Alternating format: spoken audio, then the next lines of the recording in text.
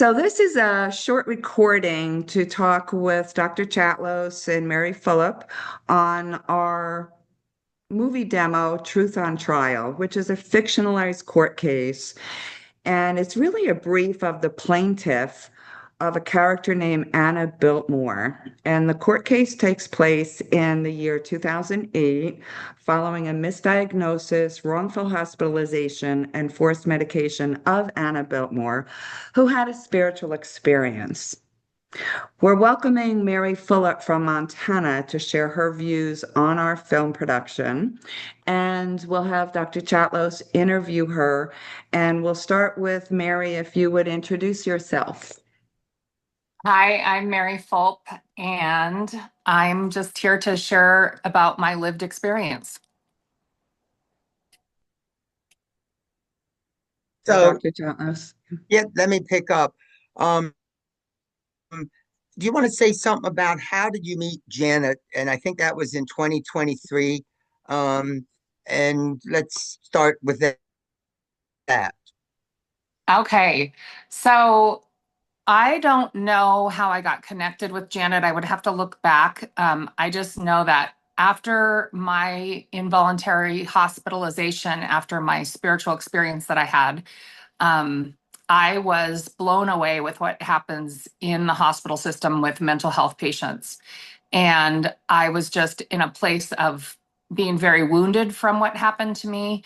It was a complete violation of my um, just my dignity and my humanity. And so I was really seeking to understand this in a deeper way. And I ran across a YouTube live video that Janet was doing with Jim Gottstein. And I got on and everything that she was saying in that live video and what Jim was saying in that video really helped me understand that this is a much bigger issue in our country than I realized. And I just wanted to stay connected with her after what I heard she had gone through as well. Okay. It might be helpful, Mary, if you could just say a little bit about, you mentioned that you had the spiritual experience. What was happening with you at the time, and a little bit about the surrounding events Okay. for listeners? Sure. So at the time, I was having a spiritual experience where I was very close to Jesus and in a way that I didn't know was possible. And it was absolutely transformative and beautiful and uplifting and positive and peaceful and just very connected in a way that freed me up from anything that had gone on in my past. And I just was in this really beautiful space with my life story and what God was doing in and through me. And so, Okay. as I was experiencing that, it was like I knew that it was going to be temporary. I knew that God was with me very closely in a way that he was really speaking to my heart and spirit and soul in a powerful way and really using me as his vessel. But I also knew that it was temporary. It was like I was in this spiritual place, but also in a very grounded place. And so I had extreme clarity. My mind and everything was just so clear in a way that I'd never experienced without this level of spirituality. And and so I couldn't explain it to other people, but I knew that like God was with me and I had a testimony. It was like in the Bible, all the things that I think about in the Bible, where Peter walked on water, or the woman at the well, where God showed up and spoke with her, and then she went out and shared her experience with everyone. That was my experience with Jesus was so real that I was like, I have to tell people about this. This is amazing. I am not worried about what anyone thinks about me. Like this is worthy of sharing, and it was just cool. So as a result, my family got very concerned because they were trying to reach me, and I was like, I can't explain this to anyone. It doesn't make rational sense. And so they then started to worry about me being with Jesus, they thought meant that I was going to commit suicide. And I just couldn't understand how they would go there with this amazing experience, other than they just don't understand unless they're going to go through something similar. And so I just shut them out. Like, I shut everyone out because I wanted this encounter to be holy and uninterrupted. And I just felt like everyone trying to reach out to me was a huge distraction from what God was doing in my life. And so I shut everyone out. And the more I shut them out, the more they tried to control me, and then call and do a welfare check and have the troopers show up at my house. And it was they just went to this complete place of fear, and I was in a complete Yeah. place of faith. And so um, yeah, that's kind of what I went through, and that's how I ended up being taken to the hospital. And even more than that, a similar experience with Janet's, with Anna Biltmore's in our fictionalized court case. You were in a circumstance professionally that has led to you now having a real court case. Correct. Very similar to what we. Could you say a little bit about what the position was and how it ended up that you're involved in a court case, and where is that at this time? Yes. So And you I don't knew. have to give so Okay. many details because it's still in process, and uh, probably the best way would be to not say where this took place, Perfect. Yep. other Thank than you. another state. Yes, thank you. So, I, yes, my rights were violated so significantly that um, I was I ended up live streaming when the troopers came and told me they had a court order, but they wouldn't show it to me. And it's because, thank goodness, I drink wine every once in a while. And thank goodness I didn't have any of that going on. I was so clear-minded that I knew that these two troopers could not take me from my home without showing me that they had a reason to take me. And I had done nothing wrong. And I was in a place of minding my own business and having a spiritual experience. So I'm like, you guys can't legally take me from my home. And they said they had a court order, but they wouldn't show it to me. And they were walking around my home acting like I was gonna like get a weapon or something. And it's like, oh my goodness, I don't know what's going on, but I'm gonna live stream this because I was at home alone. And the only way that I would have eyes on the situation was if I live streamed it. So I just quickly clicked Right. live stream on my Facebook Live, and live stream the whole experience of them taking me from my home. Two trooper vehicles were outside of my home. They patted me down. They violated me just like the moment that I was in their care, like in their custody. And and then I just prayed and I stayed on live stream until I got to the hospital, and then they made me turn everything off. They wouldn't even give me my coat. It was winter in Alaska. It was cold outside. They wouldn't even let me wear a coat because they were so concerned about whatever they had heard. And so I got to the hospital. They made me turn the live stream off. They took everything from me. And so I was a principal at the time, the actual Alaska principal of the year for all of Alaska. And it was like I was taken in this way that was such a violation of my rights that I said, like, if they can do this to me, they can do this to anyone. And I couldn't believe it. So they took me to the hospital, and once I got there, I knew I was going to get out because they had no reason to keep me. I knew that I was not homicidal, not suicidal, and I was of sound mind. But they kept me. They decided to keep me, even though they knew they didn't have a court order. The doctor at the time put me on a Title 47, which is like a 3-day hold, without doing Okay. an evaluation on me. And so the moment that they decided to hold me without doing an evaluation was when they broke the law. And you were hospitalized for how many For days? 3 days. For Okay. 3 days, and And during that then, time, yeah, go ahead. no, go ahead. And during that time, Finish. they What did, happened? yeah, they did all sorts of tests on me. They wouldn't speak to me at all. They wouldn't tell me what was going on. They didn't go over my rights or tell me that they would let me use the phone if I knew the phone numbers I was calling, which nowadays it's, you don't know many phone numbers because it's just different.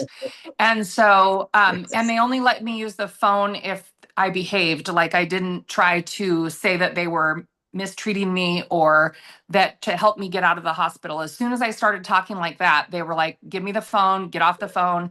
You're not allowed to use the phone in that way. They denied me visitors came to see me. My daughter came to see me. They denied me her rights to see me. They tied me up and bound me and drugged me.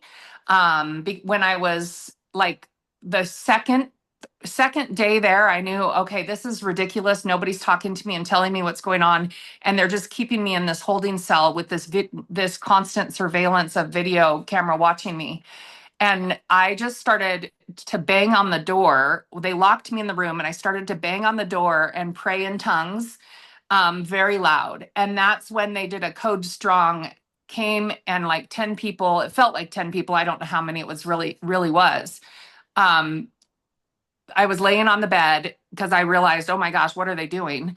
And so I just laid on the bed. I was complying with all their directives. And then they pulled my pants down, drugged me. And I said, before that they knocked me unconscious, I said, if you are a believer, God is watching you, and you are going to have to answer to him.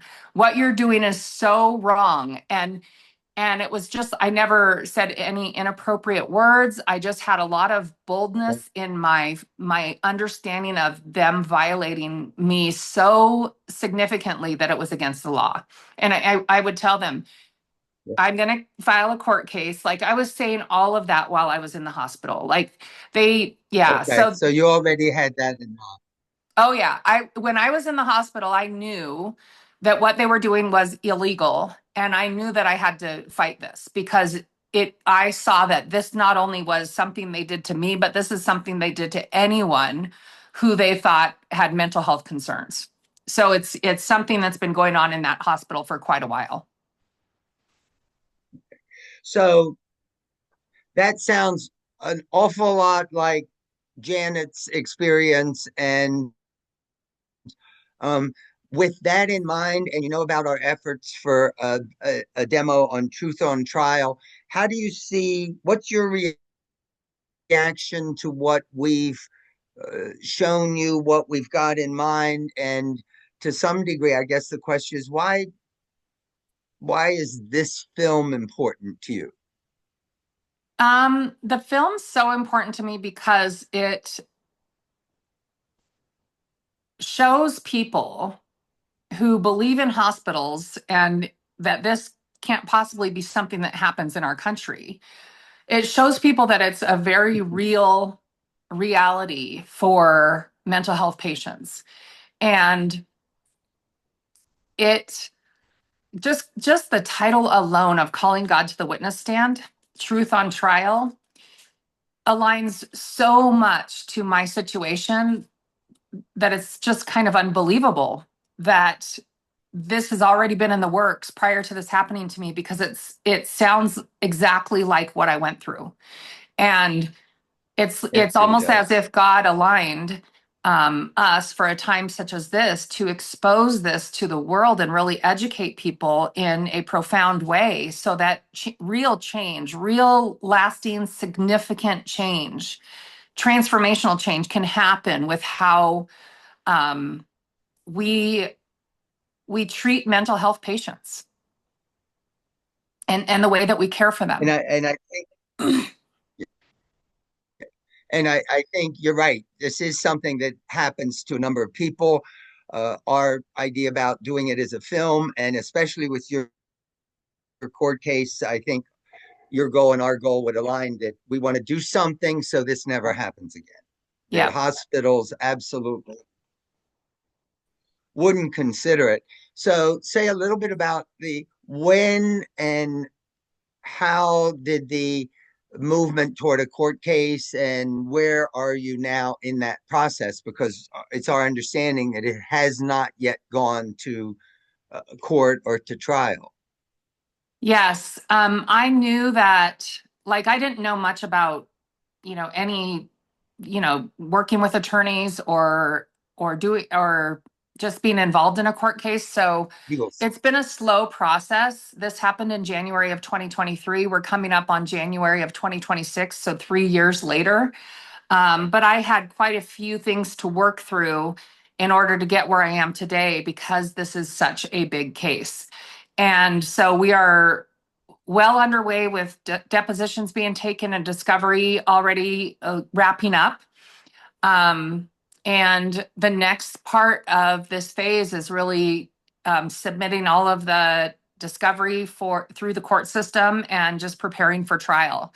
The trial's set for August 10th, 2026. So 3.5 years after this happened is when this is scheduled to go to trial. I am currently battling on representing myself currently because I couldn't find attorneys that would represent me in a way that I felt I needed to be represented, but also it was, yeah, I guess I'll just leave it at that. And I don't have the kind of financial means to be able to take this to court without representing myself right now in a way that I know that God wants me to pursue this. And so I'm in a place where I'm up against two big attorney firms in Alaska. Oop, yeah, I guess I could say in Alaska. Everyone, you can Google me and find out that that's the case. So the emergency doctors have their own, they have a separate agreement. So the hospital has their own set of lawyers and the emergency room doctors have their lawyers. And so I've been having to work with two sets of attorneys and learn this whole system of how I need to respond to both when they submit discovery requests to me. So this has been very hard, and Yes. it's been overwhelming at times, but I just have to tell myself, the way you eat an elephant is one bite at a time. And I'm doing this one moment at a time, one step at a time, and I'm learning a lot through the process. So the discovery to me, the discovery phase is the most challenging process because it's just a lot of time spent pulling up things that they want from me. And so I would say that that's the most overwhelming stage. I'm really excited that we're getting past that and moving towards the trial stage. And I think what's been remarkable for us, Mary, is your determination and your clarity in what the situation was, what needs to be done. And just for listeners to know, the court case is actually against the hospital and the emergency room physicians.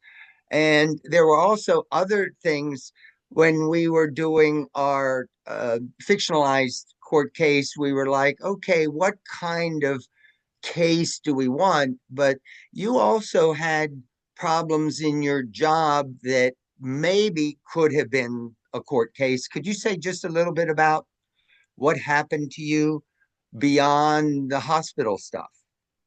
Yes, I was immediately put on administrative leave, and it just was I was living in a small community and it was very public. And the biggest concern they had was that I was a public school principal professing my love for God and how I believe Jesus needed to be in the schools. And I know that sounds crazy, but it just, I wasn't speaking about religion being in the schools, but just the relationship of Jesus where we have so many hurting kids.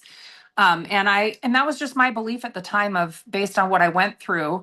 I Yeah. do believe that Jesus heals and all those things, but I know there's a huge separation between church and state. And I put my school district in a very tough situation by making that statement. And I was willing to resign. But as soon as knowing that I had created like this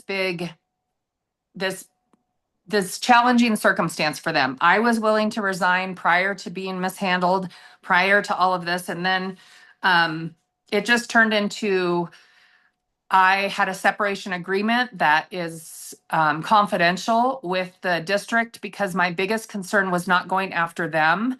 They even tried to give me other opportunities within the district, but I just knew that I needed to stand my ground with what my convictions were telling me.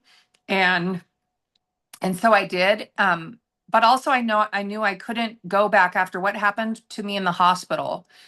I was so wounded after 3 days of being there that I couldn't be the leader that I needed to be. I could barely go out in public without having panic attacks or anxiety attacks.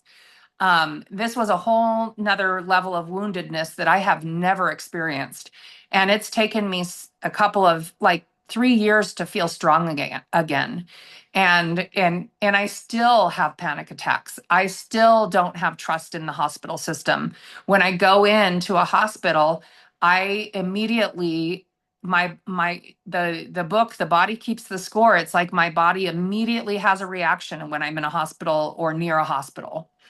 And so it's a real traumatic lived experience that I've had that has changed the trajectory of my life. I moved out of Alaska after living there for 50 years so that I could get away from the place and truly start to heal.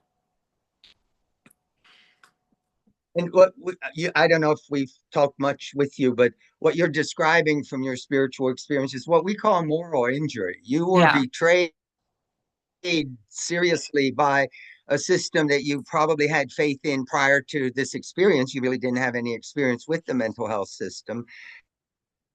And that betrayal is very deep. And I think you give an accurate description of what we're finding from other Mhm. people in terms of the impact. One Mhm. thing I'd like to ask you, when you went to the attorney that you said you couldn't feel that they would adequately represent you, I'm just curious, what kind of comments were you getting that you just said, no way? Yeah. Well, I got comments like, basically, I felt like they just wanted to represent me to settle and have this kind of resolved as quickly as Okay. possible. And that's not what I wanted. I want the truth to be exposed. And then I also, one of my attorneys, because I went through a couple different attorneys trying to find the right Yes. one. And he had told me to quit wearing anything that said anything about Jesus.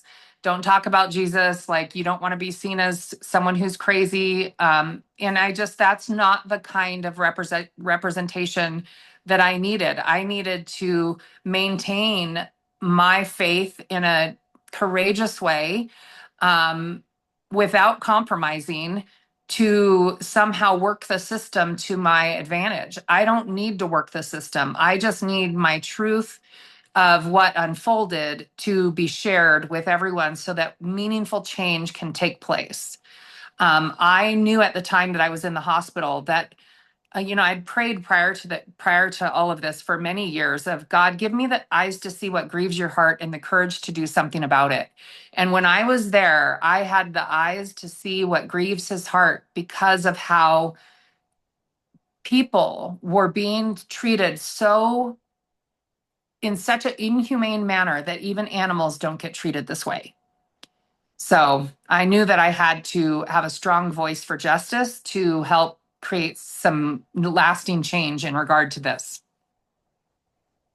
It almost sounds like the attorneys didn't truly believe that you had a spiritual experience and that Correct.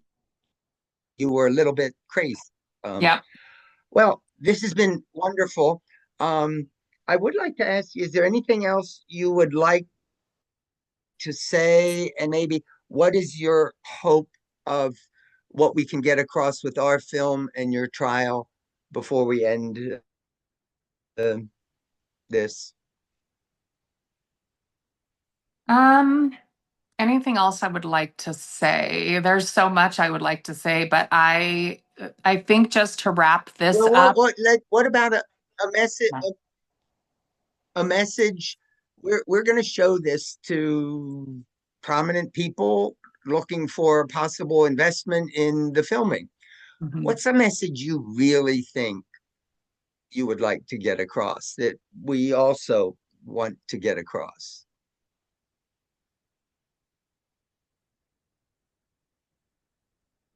That this is truly happening in a way that I was more destroyed than I've ever been in my lifetime and traumatized so significantly that